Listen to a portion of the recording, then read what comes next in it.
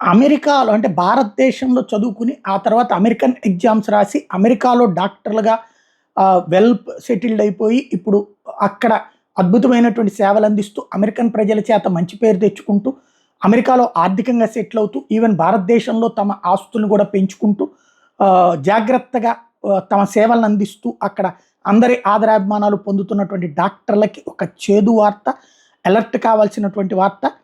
పాకిస్తాన్, చైనాకి సంబంధించినటువంటి ఫేక్ అకౌంట్లు, సోషల్ మీడియా అకౌంట్ల నుంచి ఇప్పుడు కొన్ని తప్పుడు ప్రచారాలు భారతీయ డాక్టర్ల మీద చేస్తున్నారు అన్నటువంటి విషయం ప్రధానంగా ప్రచారంలోకి వచ్చింది.